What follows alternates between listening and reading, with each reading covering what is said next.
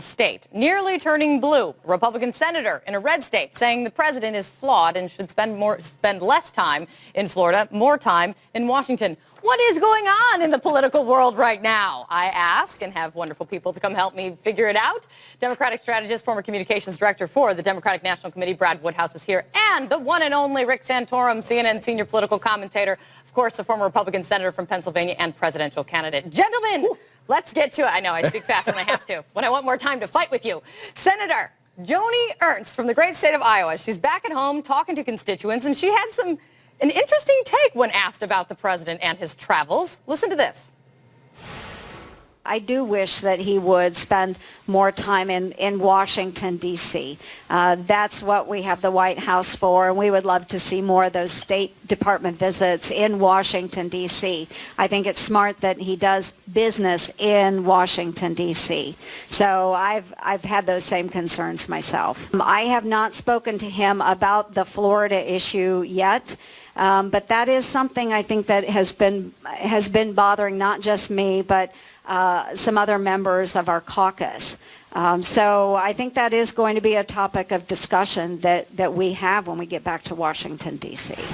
So constituents are asking her, and she also said this president has a number of flaws. She's a Republican senator who stood by this president in the election. One of the few female senators that did stand by him. What do you make of this? Why is she breaking from him now?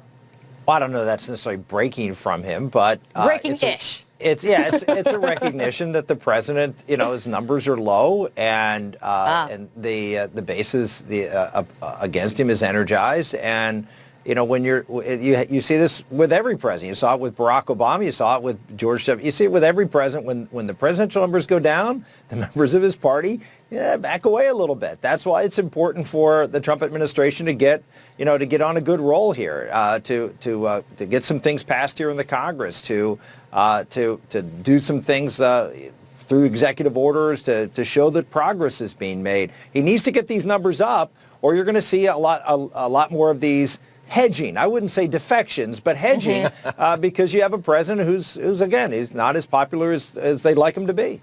Yeah, I mean, but to the senator's point, Brad, I mean, does this kind of criticism within the party of the president, does it really create an opening for you guys? I mean, it's not like she's saying she's going to now change her vote and she's all for Obamacare or something like that. Well, look, I think what it does is it speaks to a bigger issue. I mean, these type of things, the 28% of Donald Trump's presidency has been spent at Mar-a-Lago. He has been. Why does it bother constituents so much? Well, I think it's because, one thing I think it's opposite of Donald Trump's brand. I mean, he spent years criticizing President Obama for driving across town to golf at a military base. He has golfed almost every weekend that he's been president, and it's the expense. I mean, remember, this is a president who came in and said that he was going to get control of the budget. We'll spend $100 million ferrying him to and from these weekend vacations this year at the current rate. And that will be more than in all of President Obama's presidency. So people would care less about his travels if maybe he was getting more done. If there was evidence that they were getting more done, maybe. That's the other point, and his poll numbers, correct. Let's talk about the South, Senator. Georgia. Lindsey Graham says this special election is a wake-up call, should be a wake-up call for Republicans, especially in the South, that things are a change in there, more in the moderate direction. You agree?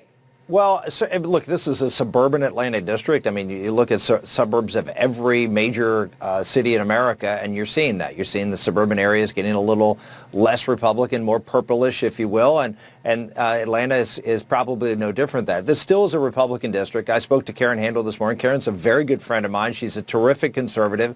She's going to be a great candidate. She's going to be a great congresswoman. She's going to win this seat.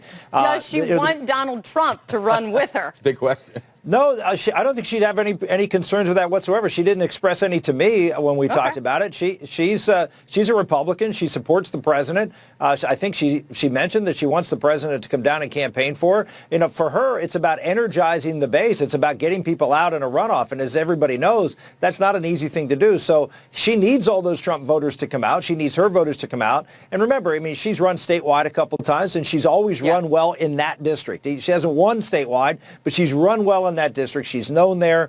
She's represented that area. She's going to do very, very well. They had their chance to win it. Yesterday they didn't. Let me get the last word, Brad. Are your chances better or worse of winning it now after you didn't pull it off, even though you're two Well, I would short? say this. They'll be better if Donald Trump campaigns there. I mean, let's look. The candidates on the Republican side that ran as kind of Trump mini-me's, they fared the worst. I mean, Karen Handel is kind of the establishment candidate. Ossoff ran as a referendum on Trump. So by all means, I hope Donald Trump campaigns in Georgia 6. Ossoff will have even a bigger contrast. In the race. Politics in April, May, and June. Can't wait. Great to see you guys. Thank you so much. Coming up for us.